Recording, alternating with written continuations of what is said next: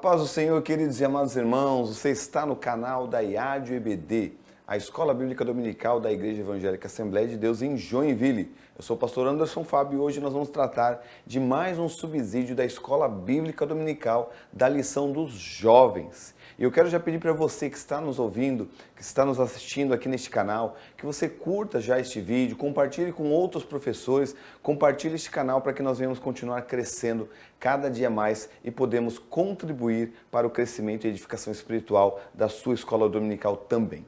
A lição número 4 de jovens tem por tema a realidade bíblica da salvação.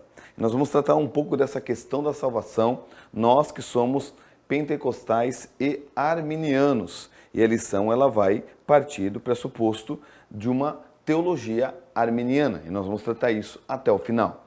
Então, o nosso texto principal diz assim: a saber, se com tua boca confessares ao Senhor Jesus Cristo e em teu coração creres que Deus o ressuscitou dos mortos, serás salvo, conforme Romanos 10, versículo 9. O resumo da nossa lição diz da seguinte maneira: a salvação é oferecida por Deus por intermédio do sacrifício de Jesus Cristo, seu Filho unigênito. Então nós vamos tratar dessa questão da salvação, que a salvação ela é dada diretamente por Deus através de Jesus Cristo.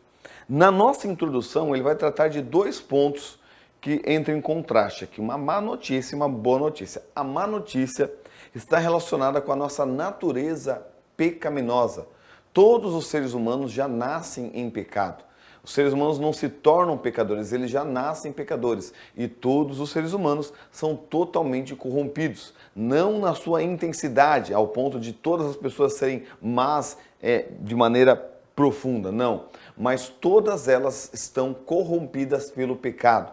E não tem condições inerentes em si mesmo de produzir salvação e de salvar a si mesmo. Nada que exista no homem pode fazer com que ele se salve. Então, todo ser humano, ele é pecador. A boa notícia é que através do sacrifício de Cristo, nós conseguimos a salvação. E esta é a boa nova que é chamada de evangelho. Evangelhos são boas novas. A boa notícia é que Deus já interveio para que nós viéssemos ser salvos mediante o sacrifício de Cristo Jesus na cruz do Calvário. Então, nosso primeiro tópico diz a necessidade da salvação. E o nosso primeiro subtópico é o que é salvação. Então, aqui a questão é de nós analisarmos o que é salvação. No Antigo Testamento, o termo salvação ele não tinha a mesma conotação que se tem no Novo Testamento. Quando se tratava de salvação no Antigo Testamento, o termo sempre vai levar para libertar, livrar o povo, salvar o povo de alguma dificuldade, de alguma circunstância. Então não estava direcionado a uma salvação da pessoa ser salva dos seus pecados, da pessoa ir ao céu, não. A salvação no Antigo Testamento, ela sempre tem uma conotação de um libertador que vem livrar o povo de uma circunstância específica que o povo está passando. Então, dentro do Antigo Testamento, existem duas palavras principais que estão ligadas com salvação. A primeira palavra é a palavra natsal, que a própria lição vai trazer, que traz a ideia de livrar, libertar. A palavra principal no Antigo Testamento relacionada à salvação é a palavra yashá, que traz a ideia de dar vitória e de ajudar. E é interessante isso que você vem a trazer, yashá, que é do mesma raiz de Yeshua, que a palavra Yeshua quer dizer Deus é o nosso Salvador. Então a palavra salvação, salvar no Antigo Testamento, tem toda a ligação com o próprio nome de Jesus. E também outros nomes do Antigo Testamento, como o nome de Josué, que é Yeshua também, que é o mesmo nome de Jesus, mas Josué está no hebraico e Jesus é Jesus, que é no grego. E também o nome Oséias também tem a raiz ligada com o termo o termo hebraico de salvação, que é Yashá, no Antigo Testamento. No Novo Testamento, nós temos outros termos relacionados à salvação. E a salvação no Antigo Testamento, embora também tenha uma conotação ligada à salvação de uma circunstância, até mesmo questão relacionada a doenças, como nós vamos ver, o termo tem também a ligação de salvação relacionada à nossa alma, de nos salvarmos dos nossos pecados. Então, o termo principal do Novo Testamento relacionado à salvação é soteria, que quer dizer salvação, cura, redenção, remédio, bem-estar, tudo isso está relacionado. O termo salvação para nós, que a nossa língua é latina, vem do latim, que é salvare, que tem por raiz a palavra salus, que quer dizer saúde. Então a salvação tem relação com a saúde da pessoa, por isso que muitas traduções traz como bem-estar. O termo salvação no Novo Testamento, do grego soteria, ele é mencionado 45 vezes no Novo Testamento, esse termo salvação, né? E o interessante é que Jesus diz somente uma vez o termo soteria, salvação, que está relacionado a isso. Então, outro termo relacionado à salvação é o verbo, né, que é o verbo sosso, de soteria, o verbo sosso, que é salvar. Esse termo ele é utilizado 106 vezes no Novo Testamento e está ligado com várias partes da Bíblia.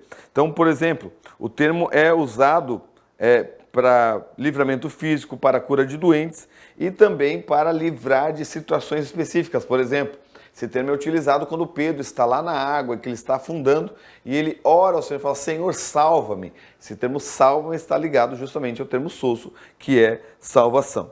A salvação, para nós compreendermos, estamos tratando aqui de uma maneira, tanto no Antigo Testamento como no Novo Testamento, como a lição está nos trazendo, mas a salvação ela abrange 3 tempos, que é nós fomos salvos quando Cristo morreu na cruz por nós estamos sendo salvos a cada dia mediante a ação do Espírito Santo sobre a nossa vida e nós seremos salvos quando o arrebatamento acontecer ou quando Jesus Cristo voltar. Então, a salvação envolve isso. E salvação está relacionada justamente com a maior parte que nós compreendemos é a salvação da nossa alma, a salvação dos nossos pecados.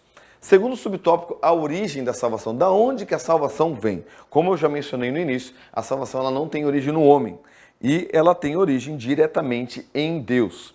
No próprio dia da queda, quando o homem cai em pecado, Deus já coloca uma promessa lá em Gênesis 3,15, que da semente da mulher viria um que pisaria na cabeça da serpente. Então, veja que na própria queda do homem já há uma promessa relacionada à própria salvação. E a salvação, ela é tanto organizada e instituída pelo próprio Deus, como os meios de salvação e a própria capacitação para que o homem seja salvo, tudo provém de Deus, por isso toda a salvação ela pertence somente a Deus. É Deus que nos salva. O homem, ele procura buscar uma moeda de troca, quer dizer, o homem fazer alguma coisa para que ele seja salvo. E essa moeda de troca, por muito tempo, o homem colocou como se as obras pudessem fazer a troca pela salvação. E quanto mais boas obras o homem fizer, mais ele pode ser salvo, como nós vemos isso dentro da história da igreja. Mas nós sabemos que a salvação, ela não é através das boas obras, porque toda obra que o homem faz fora de Cristo, ela é maculada pelo pecado, porque como nós já iniciamos, todos são pecadores. Todos os homens são pecadores, conforme Romanos capítulo 3, versículo 23, que diz que todos pecaram e destituídos estão da glória de Deus. Então, todos os homens são pecadores. A maldade do homem, ela não vem de forma externa, ela vem do próprio coração do homem, conforme Mateus capítulo 15, versículo 19, que diz, porque do coração do homem procede os maus pensamentos, as mortes, adultérios, fornicação, furtos, falsos testemunhos e blasfêmias. Então veja que produz propriamente do coração do homem que é corrompido pelo pecado. Efésios capítulo 4, versículo 17 e 18, diz assim, e digo isto, e testifico no Senhor, para que não andeis como andam também os outros gentios. Como que os outros gentios andam? Na vaidade da sua mente, entenebrecidos no entendimento, separados da vida de Deus, pela ignorância que há neles, pela dureza do seu coração. Assim é a pessoa que está fora de Cristo. Ela tem o seu entendimento entenebrecido, ela tem o seu coração duro e ela não pode fazer nenhuma obra que possa agradar a Deus para que ela venha a ser salva. Gênesis capítulo 6, versículo 5 diz, e viu o Senhor que a maldade do homem se multiplicara sobre toda a terra e que toda a imaginação dos pensamentos do seu coração era só má continuamente. Quer dizer, o pensamento do homem é mau continuamente. Romanos capítulo 3, versículo 10 diz, como está escrito, não há um justo, nenhum sequer. Quer dizer, não há ninguém que possa ser justo, não há ninguém que faça o bem, não há ninguém que possa se salvar, não há ninguém. Todos os seres humanos são corrompidos, são depravados, não podem alcançar a salvação por si mesmos. E eu encerro essa parte com Efésios capítulo 2, versículo 1 e 2, que diz: E vos vivificou, estando vós mortos em ofensas e pecados, em que noutro tempo andaste segundo o curso deste mundo, segundo o príncipe das potestades do ar, do espírito que agora opera nos filhos da desobediência. Assim é aquele que está fora de Cristo. Ele anda segundo o curso do príncipe da potestade deste mundo. Ele é filho da desobediência.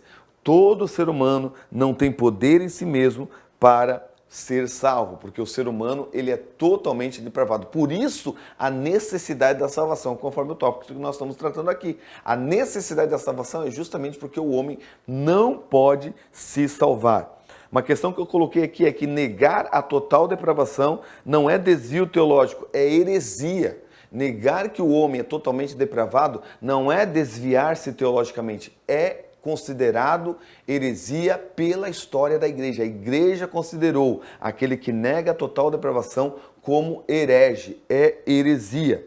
Dizer que o homem é salvo pelo bom uso do seu livre-arbítrio também é heresia. Não é questão de desvio teológico. O homem não é salvo pelo seu livre-arbítrio. O homem não é salvo por condições que está nele mesmo. O homem não se salva, ele não tem poder em si mesmo para se salvar. Isso é heresia e é importante você tratar disso com a sua sala, com seus jovens. E daí chegamos no nosso subtópico 3, que é o meio pelo qual provém a salvação. Qual que é o meio, então? Se o homem ele não pode se salvar, qual que é o meio que o homem se salva? Como é que o homem se salva? Como nós vimos, a salvação do homem necessita ser salvo justamente por causa dos seus pecados, por causa da sua natureza pecaminosa. Então, como o homem pode ser salvo se todas as suas ações e todas as suas atitudes estão contaminadas pelo pecado? Aí que nós sabemos que o homem é salvo pela graça. É a graça de Deus. A salvação, como ela tem origem no próprio Deus, é a própria graça de Deus que capacita o homem a ser salvo. Thomas Oden, um grande teólogo, diz: a graça é o favor demonstrado por Deus aos pecadores.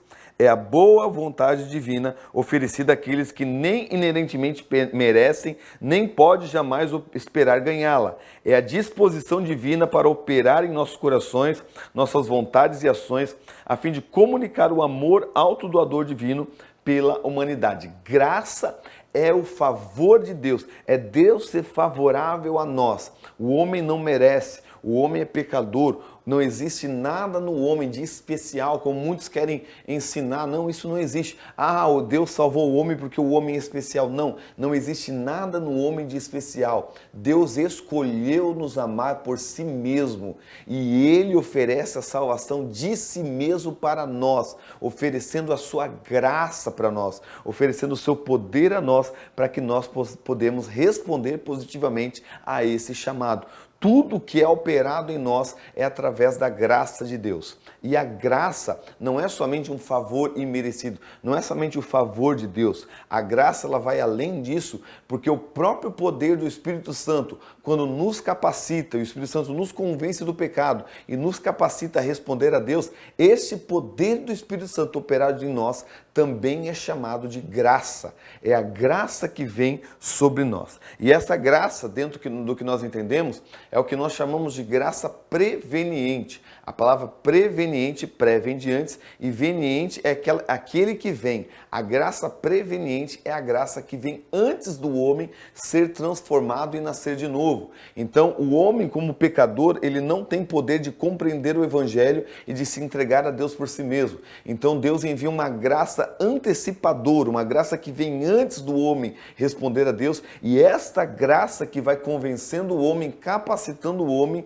e fortalecendo e guiando o homem por dentro da palavra que está sendo pregada, para que o homem possa responder positivamente a Deus. E o menor passo que o homem dá em direção a Deus, ele só dá não pelo poder inerente em si mesmo, mas ele dá pelo poder da graça que opera nele. Sendo que o homem, a questão do homem dizer sim ou não, é o homem se render à ação de Deus ou ele continuar resistindo resistindo à ação de Deus. Se o homem permanece resistente, endurecendo o seu coração, ele está dizendo não. Mas se o homem se rende a esta graça, se o homem, como uma pessoa que está atrás de você, e você se joga para ela, para que ela venha se lhe segurar, isso é a ação de Deus sobre nós e a resposta que nós demos a Deus em rendição à sua ação. Então, quando nós nos rendemos à ação da graça, nós estamos dizendo o sim a Deus e fazendo com que a obra de Deus opere mais graça em nós para que nós venhamos ser completamente transformados. Thomas Oden, em relação a isso, ele vai dizer: a graça preveniente antecede a responsividade humana, a fim de preparar a alma para o ouvir eficaz da palavra redentora.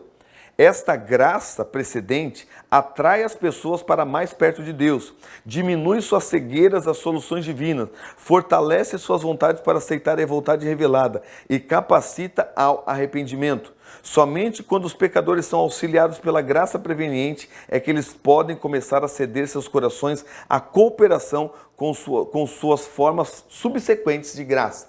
Então a graça ela vem antes, capacita o homem, e quando o homem se rende à ação desta graça, daí o homem pode receber mais graça de Deus para ser transformado e chegar no grande milagre da salvação, que é o novo nascimento. Então tudo opera pela capacitação da graça, e toda a salvação é mediante a graça de Deus. Ok, queridos? Então vamos lá para o nosso segundo tópico, que diz os efeitos da salvação. Então, a graça de Deus operou em nós, éramos pecadores, incapazes de responder a Deus por nós mesmos, porque não existia nada em nós que nos capacitasse de nós por si mesmo para nós respondermos a Deus, mas a graça de Deus, mediante a pregação da palavra, veio sobre a nossa vida. Em vez de nós permanecermos resistentes, nós nos rendemos à ação da graça e ouvimos o Evangelho, compreendemos o Evangelho, fomos conduzidos pela graça ao arrependimento, nos convertemos, nos voltamos as costas para o pecado e nos voltamos para Deus. Aí o que acontece conosco? Aí é o milagre que nós já falamos, que é o nosso primeiro subtópico, que é a regeneração.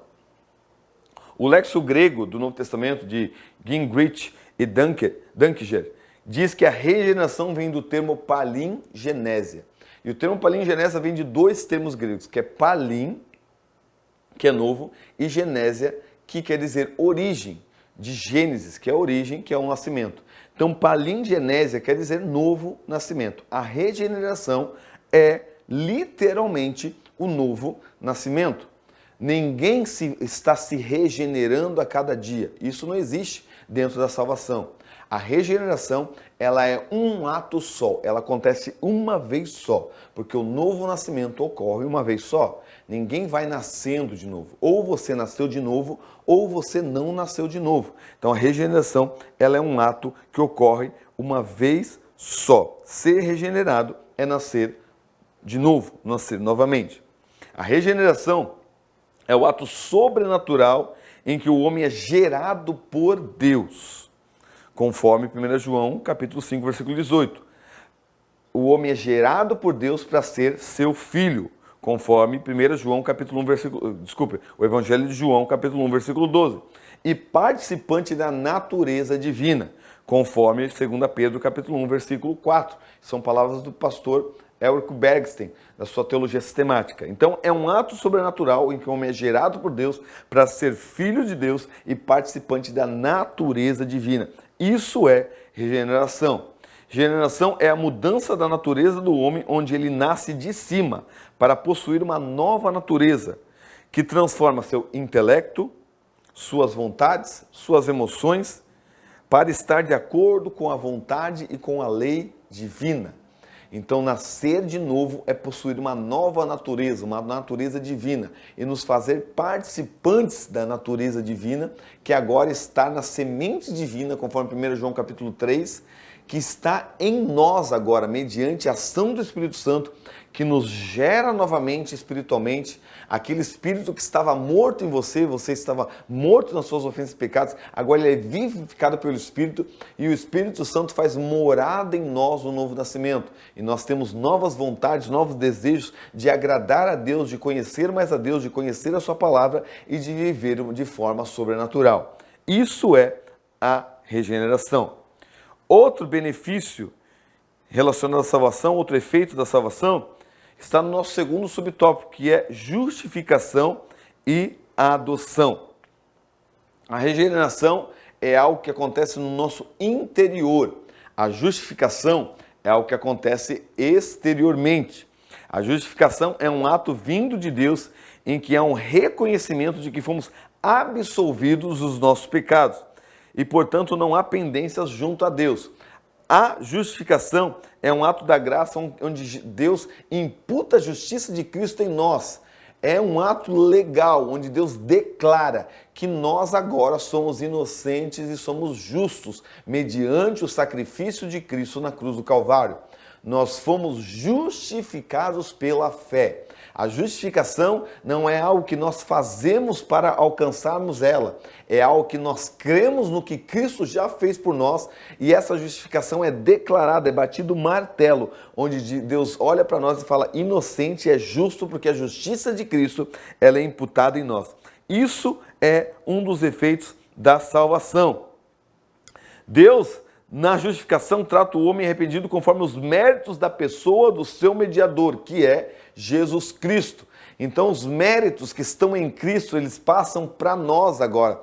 E a justiça de Cristo é imputada em nós para que Deus nos receba agora como pessoas justas. Nós somos justos por causa da justiça de Cristo.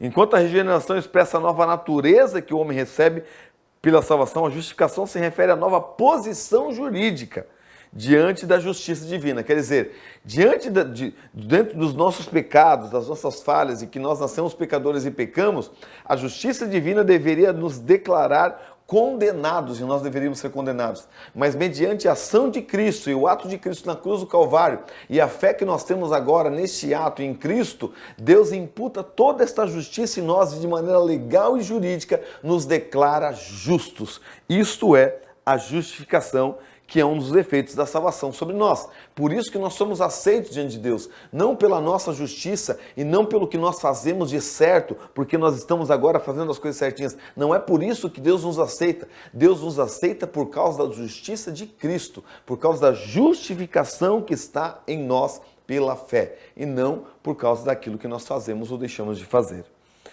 Outra questão relacionada a isso, que a lição não vai tratar, ela cita no subtópico, mas a lição não trata, é a questão da adoção. Adoção é colocar na posição de filho de Deus.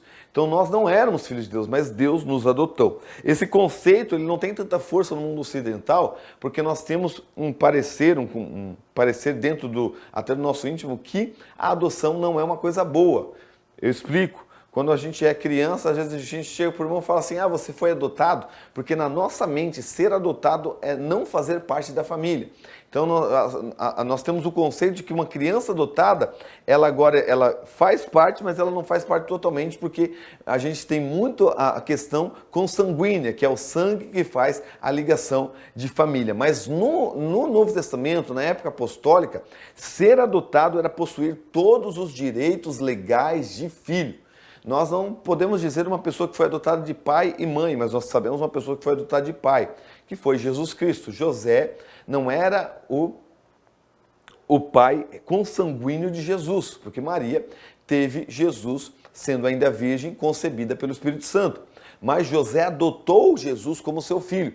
E todos os direitos legais, legado à tribo de Judá que José era, nós vemos pela genealogia que isso foi confirmado, que Jesus veio da tribo de Judá, vindo da linhagem de José, porque diante da adoção daquele tempo, Jesus possuía todos os direitos legais da nova família que ele fazia parte. Então, isso dentro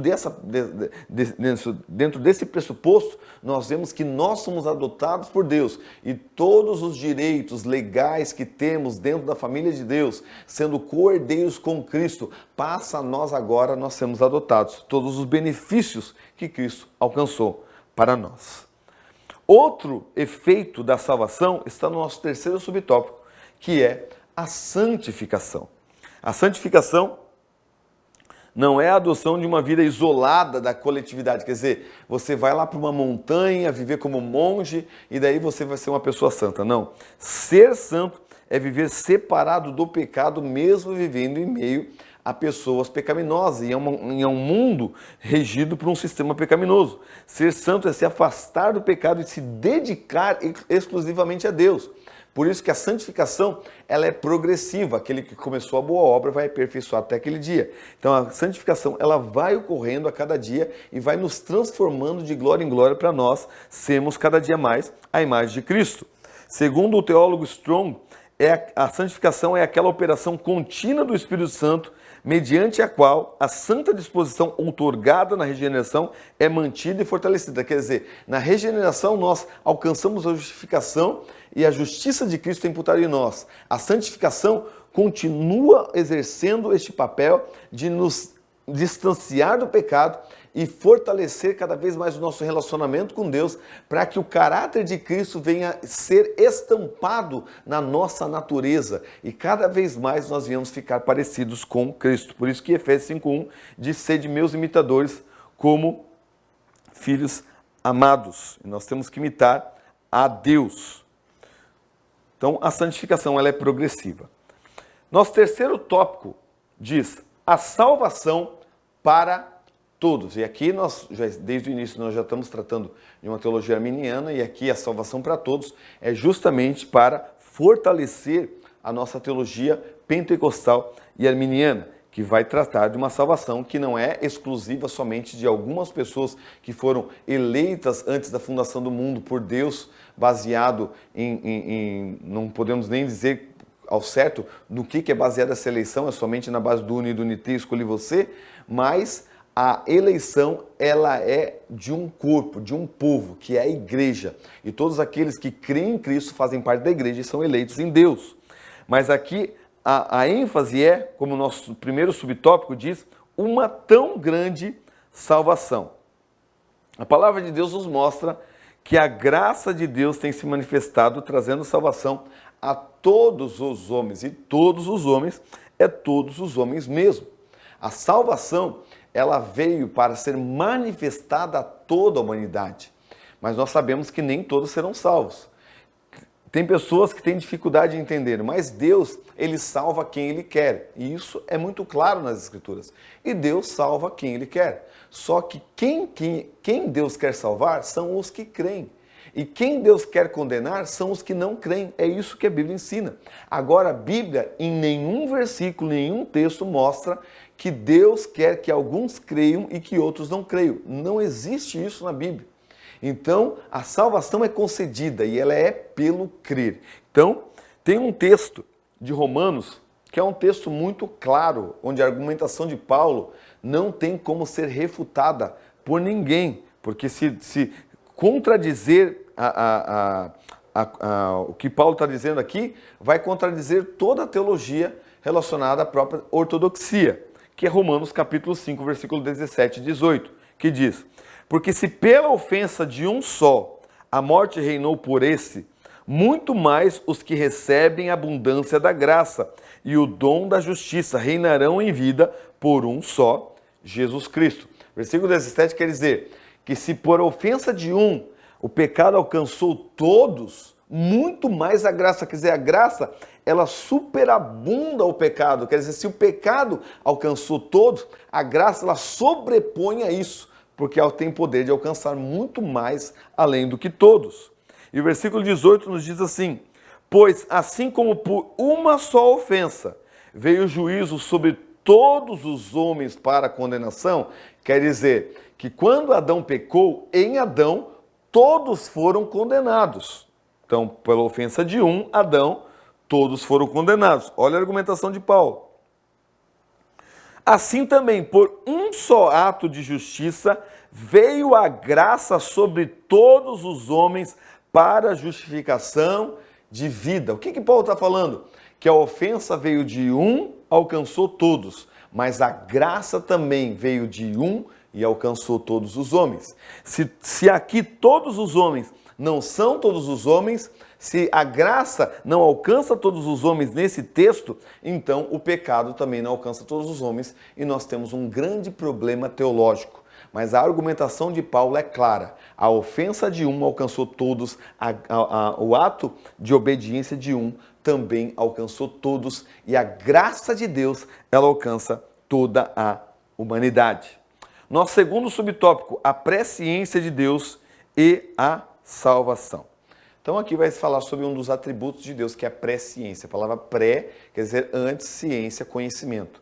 Então, dentro da onisciência de Deus, nós tratamos de um termo que é chamado de presciência, que é o conhecimento antecipado de Deus das coisas. Mas quando nós tratamos de presciência, para que nós venhamos compreender a onisciência de Deus, que é difícil de nós compreendermos. Por quê? Porque para Deus não existe presciência, porque passado, presente e futuro, para Deus é a mesma coisa. John Wesley dizia que passado, presente e futuro, para Deus, é um eterno agora, porque Deus ele não vive dentro da cronologia, Deus não vive dentro do cronos, Deus não vive dentro do tempo. O Criador do tempo, ele é atemporal, ele vive fora do tempo. Então o tempo é algo criado por Deus para que nós, seres humanos, viéssemos viver dentro deste tempo. Mas Deus, ele não vive dentro do tempo porque ele é eterno. Ele não nasceu, ele simplesmente vive e não morre. Então Deus não existe tempo para ele, não existe isso dentro do ambiente, da dimensão em que Deus está. E por isso, para nós, é difícil compreendermos a questão da presciência. Por quê? O que remete isso dentro da salvação? É que Deus já sabe quem será salvo. Isso é muito claro. Deus já conhece as pessoas que serão salvas. Mas o conhecimento de Deus não foi o que trouxe a eleição dessas pessoas. É diferente. Imagina que ontem você foi numa sorveteria e você gosta de sorvete de morango e de chocolate. Mas ontem você quis tomar, você gosta muito de morango, mas você quis de chocolate. E você comeu sorvete de chocolate. Hoje, você se lembra o que aconteceu ontem, mas você se lembra de um ato que você escolheu livremente. Você poderia ter comido de morango, mas você não quis naquele momento e escolheu livremente comer o de chocolate. Não é a sua lembrança que muda o ato que ocorreu ontem. Não é a sua lembrança que determinou que você escolheu de chocolate, mas o fato de que o ato ocorreu é que você se lembra. Assim, mais ou menos, ocorre a presciência de Deus. Não é o seu conhecimento que torna certo o que vai ocorrer. É o fato que vai ocorrer que faz com que Deus conheça. E não existe essa questão de túnel do tempo, onde Deus precisa ir lá consultar, não. Para Deus já está acontecendo, já ocorreu e já ocorreu agora. Mas o fato é que quando ocorrer isso para nós que estamos dentro da dimensão do tempo, isso vai ocorrer de forma livre e espontânea.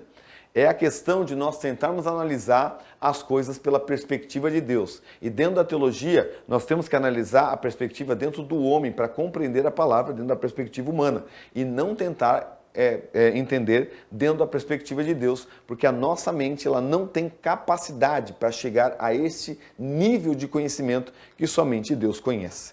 Então, não é o conhecimento de Deus que determina quem será salvo. São as pessoas que foram salvas e estão inseridas no corpo de Cristo, que fazem parte da igreja, que serão salvas neste corpo através do sacrifício de Cristo. Porque se há uma determinação anterior que já salvou a pessoa e já escolheu a pessoa na eleição, a cruz se torna somente uma mera ferramenta que Deus utilizou para algo que ele já tinha decidido que iria ocorrer e deveria ocorrer de qualquer maneira. Mas não é isso que nós cremos. Nós cremos que a cruz é o ápice de toda a salvação e que o homem só é salvo quando crê em Cristo Jesus, nosso Senhor. Por isso que nós somos cristocêntrico e a cruz é o centro de toda a salvação. Nosso terceiro subtópico, a resposta humana à salvação. Nós já tratamos um pouco disso.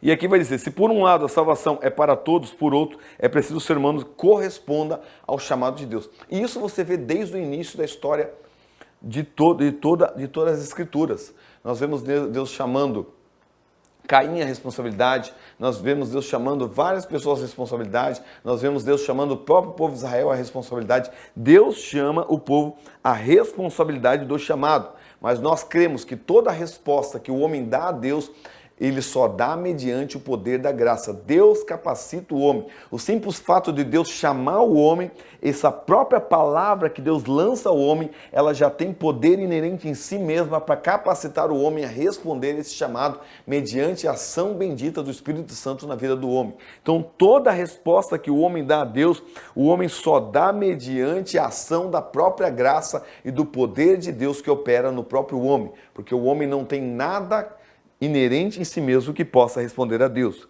E essa resposta que o homem dá a Deus é a sua rendição à ação da própria graça e do próprio poder de Deus que opera nele.